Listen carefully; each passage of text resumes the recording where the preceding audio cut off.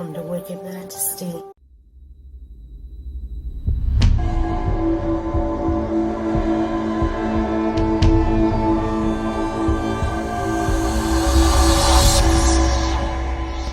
Hello everybody, this is Keya from Wicked Majesty and you are listening to Tea and Terror Podcast, the show that entertains with true and fictional stories from beyond the grave for people who love horror.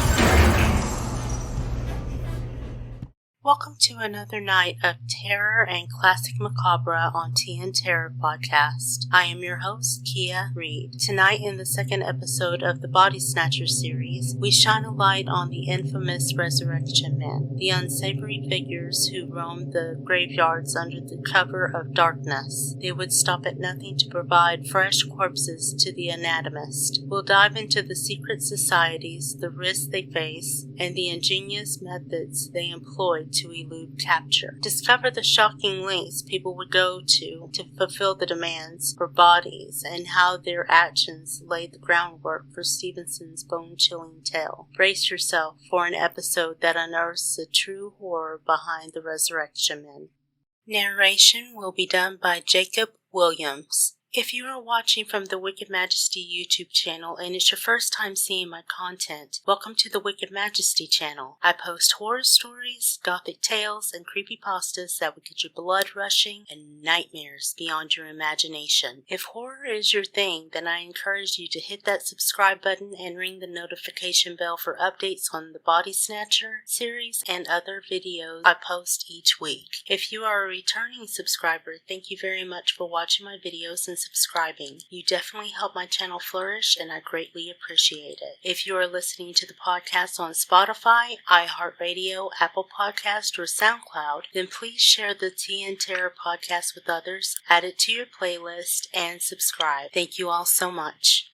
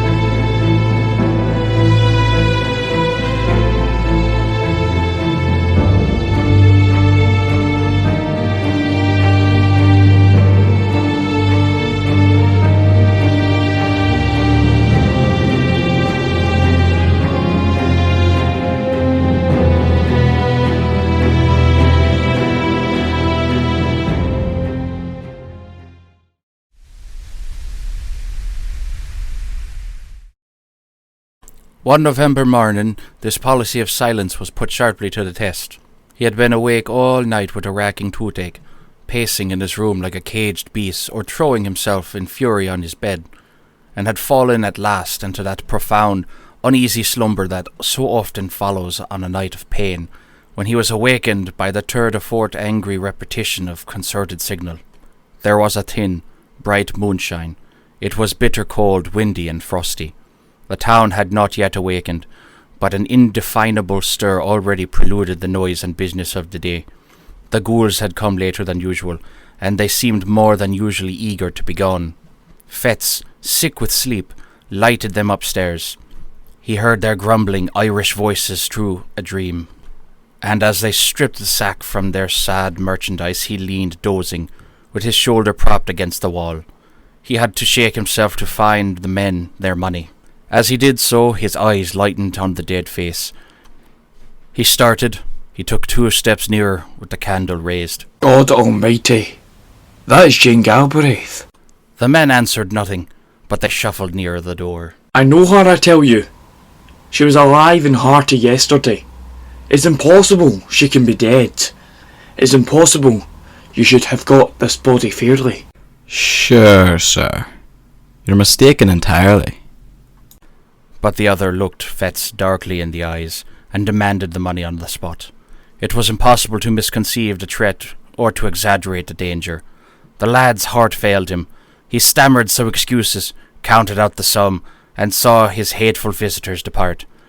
No sooner were they gone than he hesitated to confirm his doubts.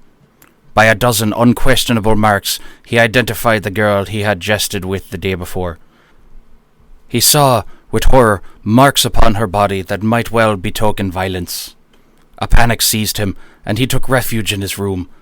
There he reflected at length over the discovery that he had made, considered soberly the bearing of Mr. K's instructions and the danger to himself of interference in so serious a business, and at last, in sore perplexity, determined to wait for the advice of his immediate superior, the class assistant. This was a young doctor, Wolfe Macfarlane, a high favourite among all the reckless students, clever, dissipated, and unscrupulous to the last degree. He had travelled and studied abroad. His manners were agreeable and a little forward. He was an authority on the stage, skilful on the ice or the links with skate or golf club. He dressed with nice audacity, and, to put the finishing touch upon his glory, he kept a gig and a strong trotting horse. With Fettes he was on terms of intimacy indeed. Their relative positions called for some community of life, and when subjects were scarce, the pair would drive far into the country into Macfarlane's gig, visit and desecrate some lonely graveyard, and return before dawn with their booty to the door of the dissecting room. On that particular morning, Macfarlane arrived somewhat earlier than his wont. Fettes heard him, and met him on the stairs, told him the story, and showed him the cause of his alarm. Macfarlane examined the marks on her body. Yes, it looks fishy. Well, what should I do? Do? Do you want to do anything? Least said, soonest mended, I should say. Someone else might recognise her. She was as well known as the Castle Rock. We'll hope not. And if anybody does, well, you didn't, don't you see? And there's an end. The fact is, this has been going on too long. Stir up the mud, and you'll get kicked into the most unholy trouble. You'll be in the shocking box yourself.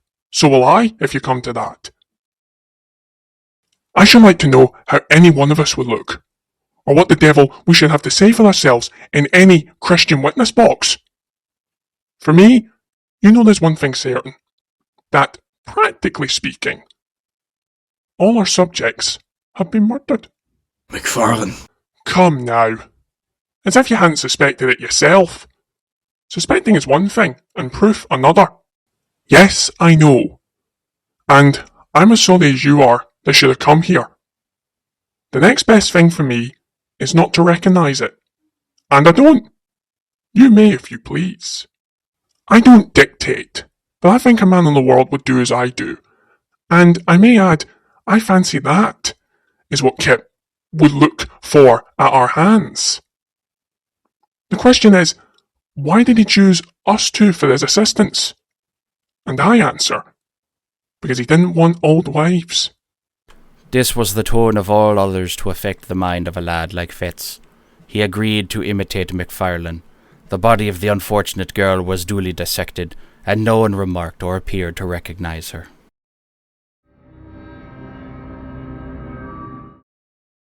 Well, that is our episode for the week. Thank you for listening. If you want to hear more episodes coming up in the future, then definitely add the Tea and Terror to your playlist on Spotify or Apple Podcast. You can also check out the show on my Wicked Majesty channel. This is Keya, and I will catch you next week.